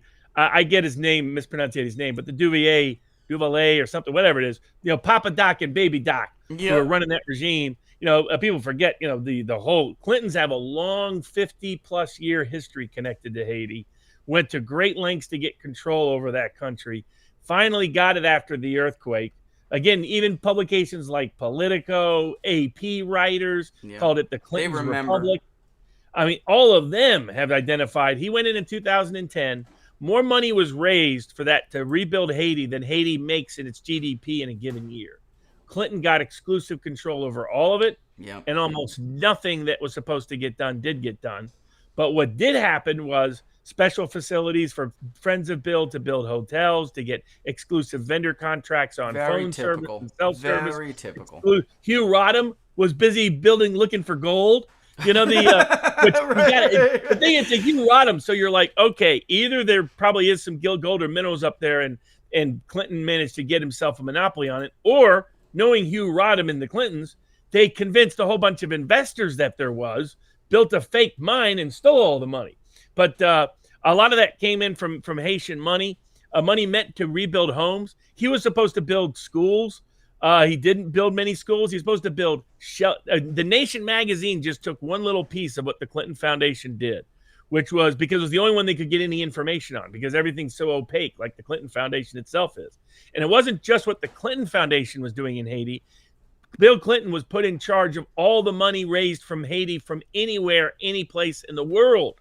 So that's why the $500 million budget of the Clinton Foundation is just a small drop in the bucket of the more than $10 billion he controlled. And that didn't even include the private funds that were leveraged as part of all this. And what he did is, like, he was supposed to build these hurricane-proof homes. Yeah. He built trailers that were the first shacks, thing to go in a hurricane. They were shacks, and not only dude. that, they were laced with chemicals that was giving everybody migraines and causing them problems. Oh, he treated Haiti like he treated Arkansas, like it was a little neo-colonial empire he had personal control over. Yeah, like not to mention all the other human trafficking that has been documented related to what happened while the UN and the Clintons were functionally in charge in Haiti. So you have that dynamic all as the backdrop. Haiti's falling apart, assassination that has a bunch where they pretended to be U.S. agents to facilitate the assassination. Right. A bunch of Americans end up getting arrested and connected to it. 4 different American companies apparently were the ones. Now, here's the question people should ask. That's what they're saying. What exactly how does an American security company have a bunch of Colombian security officials on their payroll list? This is why when I heard, because they did request assistance, they said, look, we need law enforcement assistance, right? But they sent the FBI, and the FBI's role, for those who have not been paying attention, is not really to investigate anymore. That's not what they do. They don't investigate, they don't prevent, they cover up and they nudge. They cover up and they entrap. They cover up and they nudge. That's all they do now. When I heard that, I'm thinking, oh boy. I think one of my locals members called it the Fibbers Brotherhood of Instigators. There you go. That's a great way to put it. That's gonna stick. That's gonna stick over here, because that's a great way. That's it in a nutshell, folks. And when I heard that, I'm thinking, oh no, this happened, didn't it? Because look, this would not be first time. Yeah, this would not be the first time we really, not just a government action, but like a corporate government sanction, or at least look the other way action. And look, we're notorious for this crap, guys. I don't know what to tell you. I hate to, so don't be shocked. Don't be shocked. Like I told people in advance, I was like, if certain connections show up, then it's a spook kind of operation. If you end up with Americans, Colombian military, certain groups that the CIA has often utilized and been deeply in bed with. It's got CIA all over it, man. Yeah, absolutely. I mean, the only thing it's missing is because he's dead is Barry Seal didn't fly him in. That's about it. Man, and I should put that out. There's a link Robert had sent. I'll put it in the locals chat. And ironically, it came from Arkansas Online. And man, it's good, but it's good. That's because they know how to follow these kind of stories. Like, we've seen this before. Yeah, and right. Somebody remember who was on that beat? And that's, it could have been a lot more in the Haiti Clinton saga, because there is no shortage of Haitians willing to talk trash about the Clintons. They all, there are so many who have a story. The Haitians are seen as a liberal, democratic, loyal constituency. Yeah. So when they were out attacking and boycotting Clinton throughout Hillary during 2016, it showed you how severe the problem was. Yeah, in 2016, you remember that in 2016, they were like, "Look, we are not, we're not voting for this criminal." And I mean, people remember they have family. There really is no shortage. There could have been a lot more stories, and certain media outlets did cover it, but there could have been a lot more. And the Clintons are just good at burying or covering their tracks. They're very good. They made the 1970s movie Live and Let Die, the James Bond movie, where the key villain is a thinly disguised the then Haitian family. I mean, it was meant to be after Papa Doc, but could be like Baby Doc. And large aspects of that, you could just substitute that character with Bill Clinton, and he would fit it entirely in what he's been doing with Haiti. So it's a fun movie anyway, because it's shot in the Caribbean, mid-70s. Roger Moore has all the old James Bond language and rhetoric and fun little statements and whatnot. But it was so basically historical is what they did. They just took what was happening in Haiti and wrote it into a Bond script. But people could substitute out Bill Clinton and see the different. I mean, it's amazing how much of it would fit, and probably some of the other activities that are alleged in there might be connected too. I mean, people forget Bill and Hillary were big into voodoo. I mean, Hillary was talking about that, how she had little voodoo dolls during the email scandal, and she tried to write it off as it was one of her jokes in the book, but it's her way of actually winking at folks. Ever since the 70s, they've both been big into voodoo. So, I mean, that gives you a sense of who and what these people are. I think a lot of people would be shocked about our political class, how weird some of them are.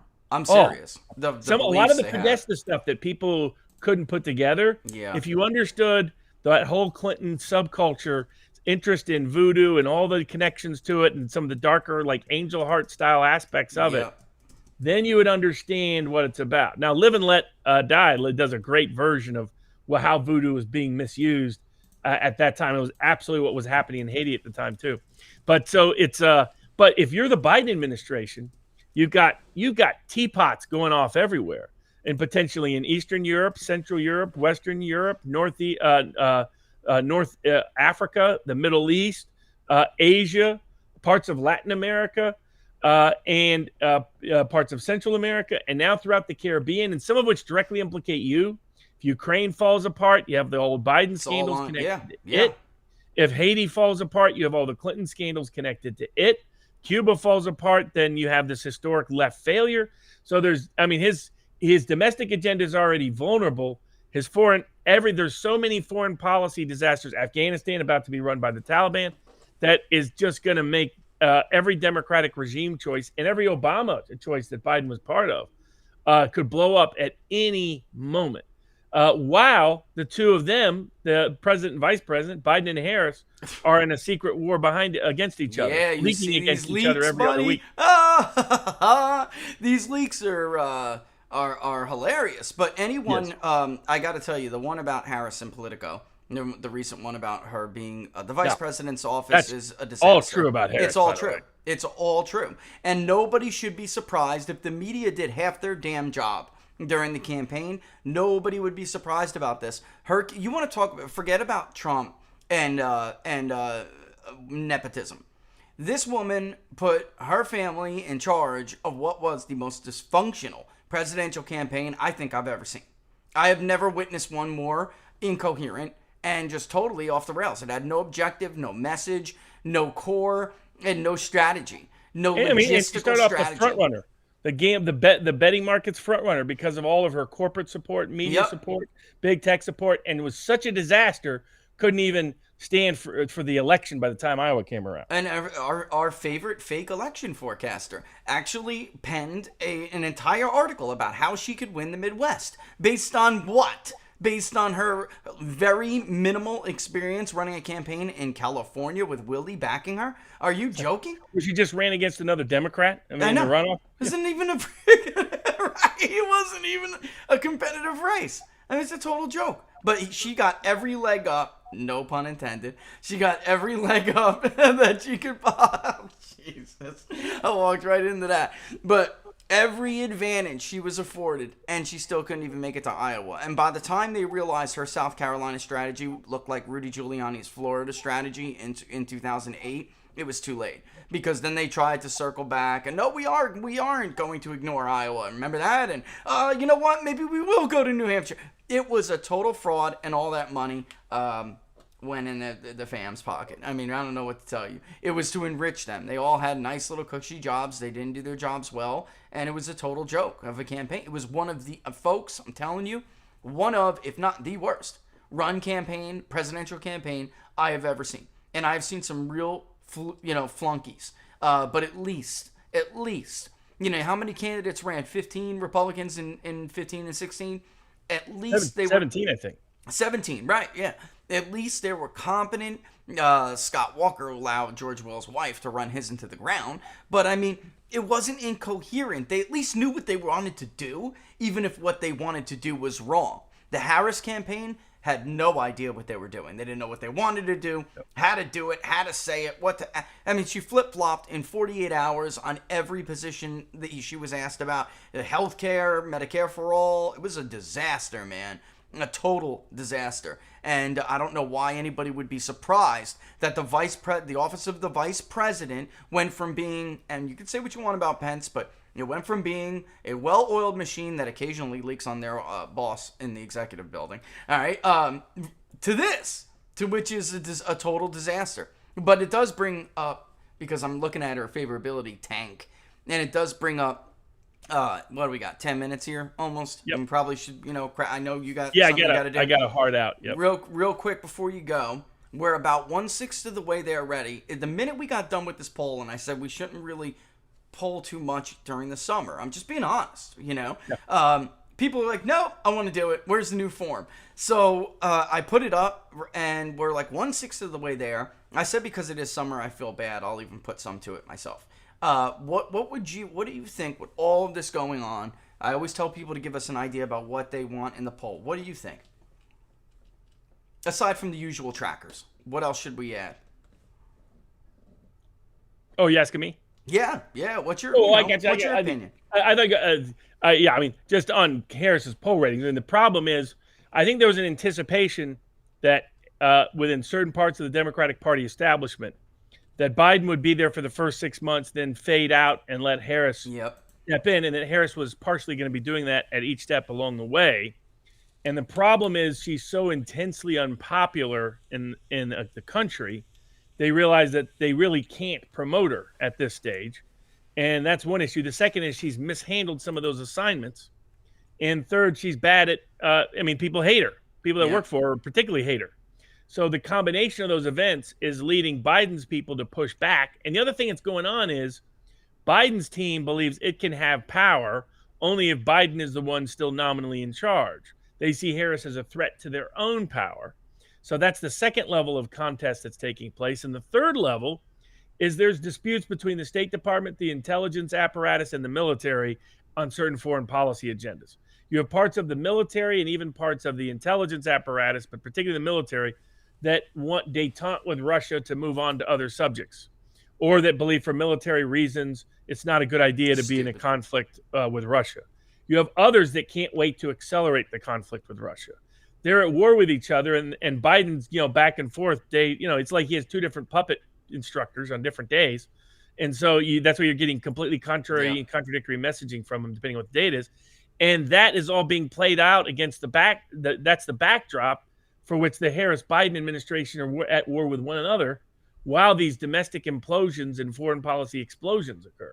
I mean, it's a bit of a dangerous time to be around. It's kind of like Chamberlain, England, trying to do business with Hitler. It's that kind of poor decision making, a weakening empire. Possible real problems that could just get crazy quickly. And so I think that's some of the backstory. And I think what polling on Harris, polling on Biden, the Biden polling is caught up with Real Clear Politics average, caught up with your polling. And that, almost everybody now is low 50s, 50, 51, 52, right? Told you that, Tom. By the way, Mr. Bevan, I told you. You don't want to include us. I told you, I said, watch your average closely. Everyone will hurt. Yeah, that's true. Exactly. I did on Twitter. I was like, the only one that won't is Harris has got some weird numbers this cycle. They keep having Biden in the 60s, and it's like, who are you polling that you're getting this totally wacky number? Because nobody else has. YouGov has it pretty steady all the way through.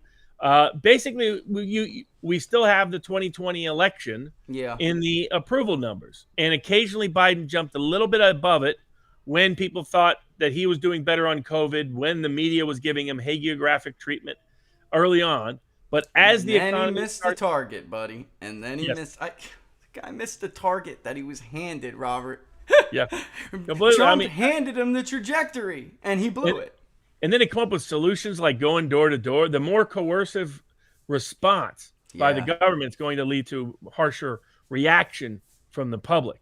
I mean, so I think that's I think that probably be a so useful polling question. But it'd be interesting what people on your locals board, what ideas, what they're fantastic, matters, what man. topics, what people think, what people think about self-defense in general.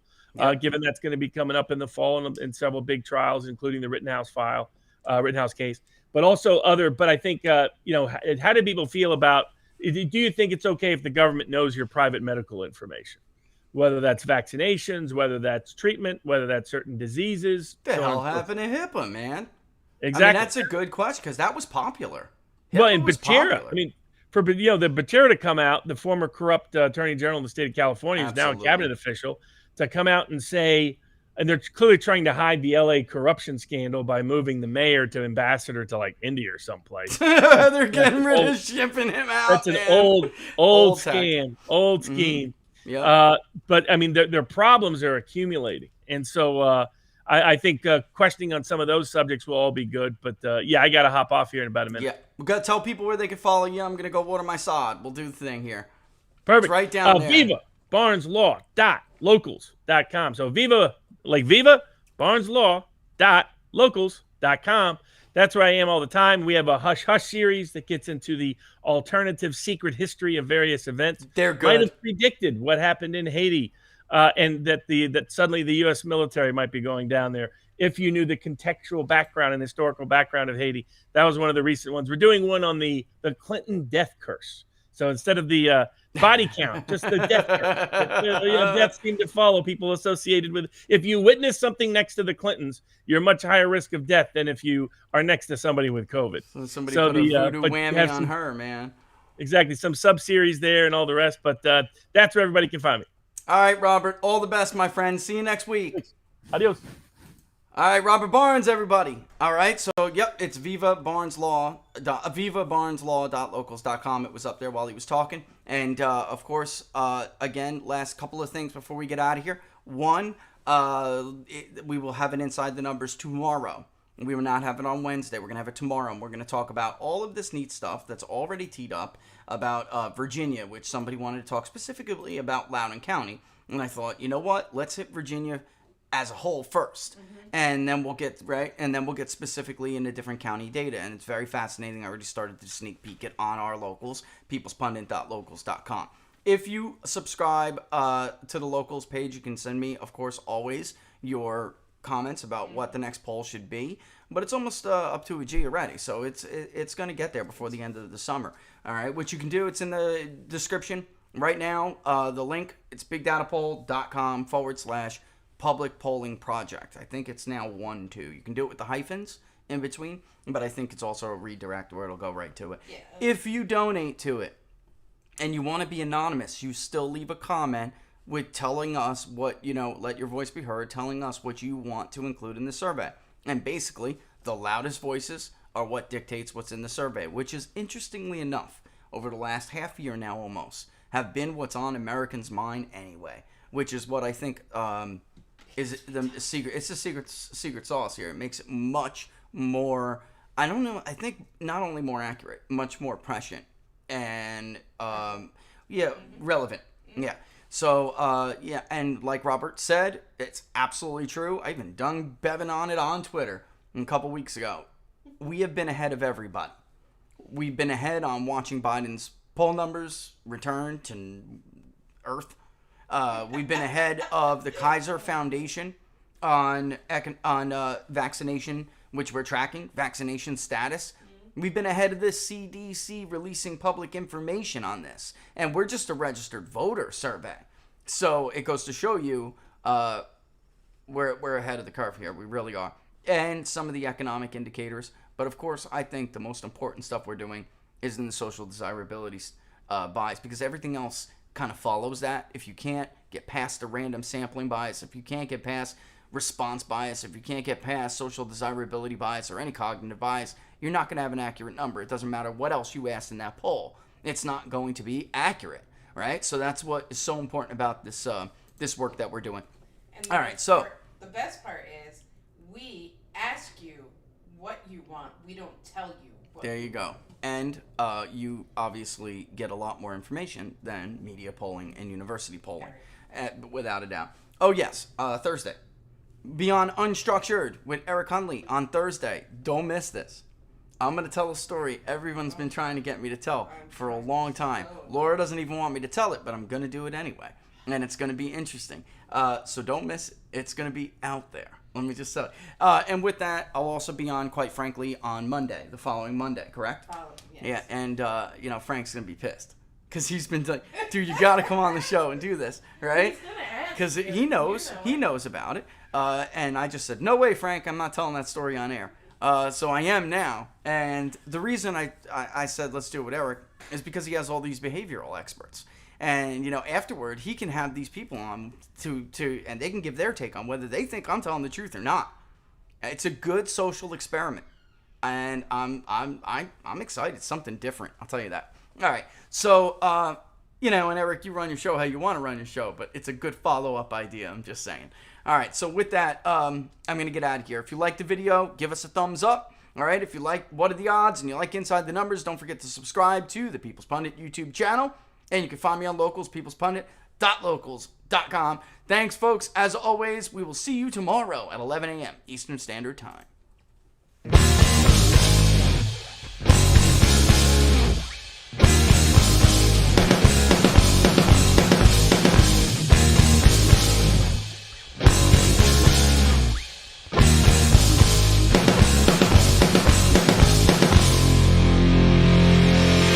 The lights that shine down over dotted lines of white across an open highway, restless nights, coffee houses, clubs, and neon lights. I rock the